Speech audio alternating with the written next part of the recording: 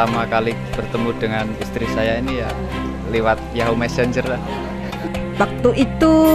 chatting di Surabaya 11. Terus nih masnya ngebus kayak gitu. Terus minta cam, tahu orangnya kayak gini, ya seperti ini.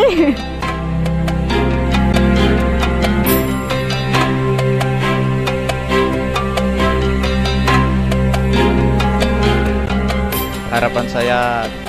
dalam kedepannya menjadi keluarga yang sakinah mawaddah warahmah,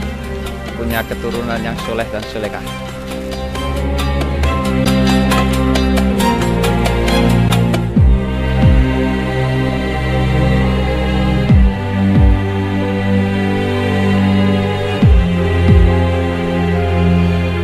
Semoga kedepannya kami berdua bisa menjadi keluarga yang sakinah mawaddah warahmah, selalu dalam lindungan Allah Subhanahu wa Ta'ala, selalu diberi kesabaran, ketabahan, ikhlas dalam menjalani kehidupan berumah tangga, dan semoga dikaruniai anak yang baik, soleh dan solehah. Amin.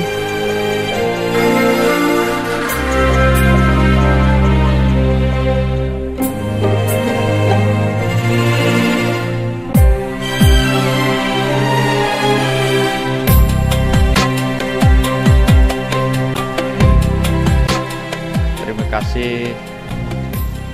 panjatkan puja dan puji syukur atas terselenggara acara di siang hari ini. Pertama, saya panjatkan puja dan puji syukur kehadiran Allah Subhanahu wa Ta'ala. Juga berterima kasih kepada orang tua, saudara-saudara semuanya yang telah membantu acara ini sampai lancar, sukses sampai akhir acara ini. Dan juga terima kasih kepada masnya yang fotografer atau video syutingnya, juga elektronya, pokoknya semuanya. Terima kasih telah membantu acara ini.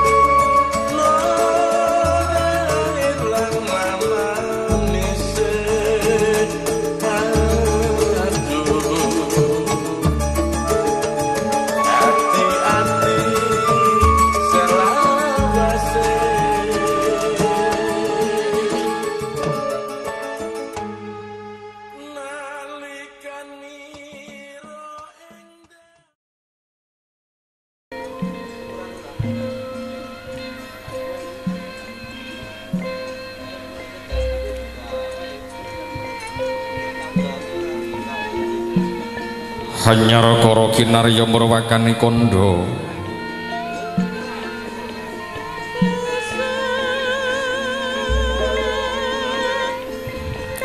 Sumembah sumungkem saindring ingrat mring sahandap padha dalem Gusti kang menang hamuraba hamisisa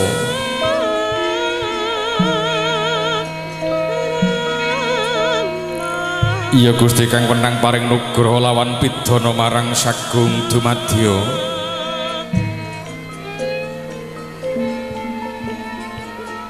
Iya Gusti kang wenang mranata laku jantraning Surya Candra miyang Kartika kang Wastinata sajuru-juru tan mursih lampahe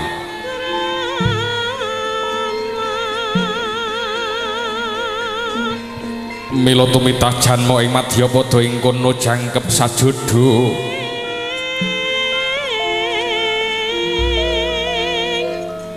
lawan babaring tetimbangan jagat gumlara sadaya kaponto-ponto anut pepantanira dhewe-dhewe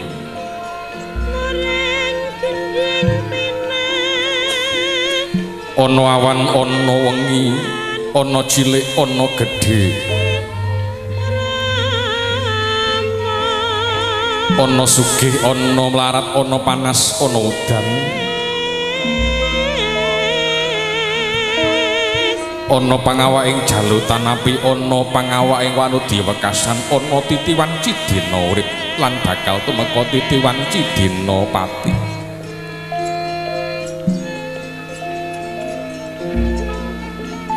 yen to kakandha purbane yang maha kawasa sasyang muput datan kuwi kakandha sinegeg ganti kang winursita dadyos mambunging carita sarina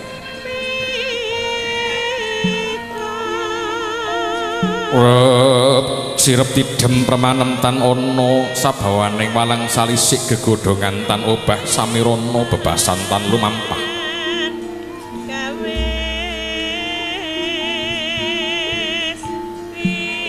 remu-remu sang hyang ngaraka sumunara semune hanges semiseng seming swasana rahayu kang samya makarya rahayu Sagung Dumadya ana bumi ana langit us gumelar Surya Candra tinata sajuru-juru datan carup warasuh rampak runtut inakit anut kudrating kawasa Purwada sina gilir gumanti datan kembo sahari ratri susul sinusul datan sulaya ing wanci dalu katika abyoreng tawang sesama angkasa biru beburean petenging ratri sinaput bangun sami sakala ratuning dalu Sor Prabawa lawan Sang Hyang Rawi kang tuhu darabedaya hangresepi Sagung Dumadya katon jagat raya kang gegelar ijo royo-royo ing kono ana gegodhongan kembang-kembang ana samudra kang amba tanpa pagut ana pulo rante bebasan bebanjengan gunung-gunung nyoto dadya pratandha yen ing kono ana titahing Gusti kang pinilih asipat jalu miwah wanodya kang wis jumeneng jejer dadya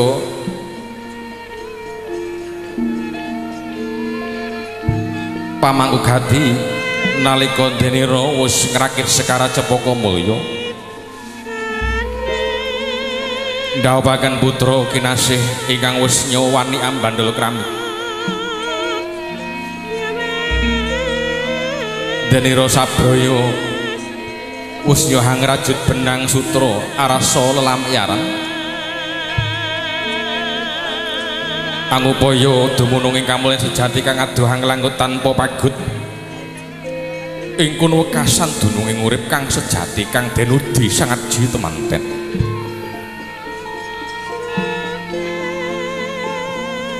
nuju ing ari wis piniji dina kang pinilih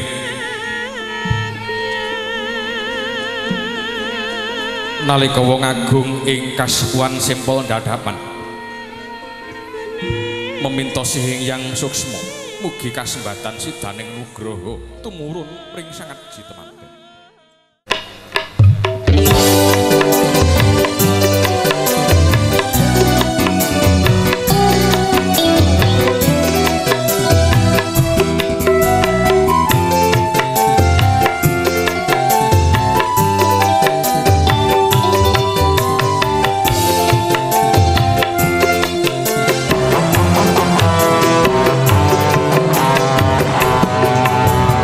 Berdua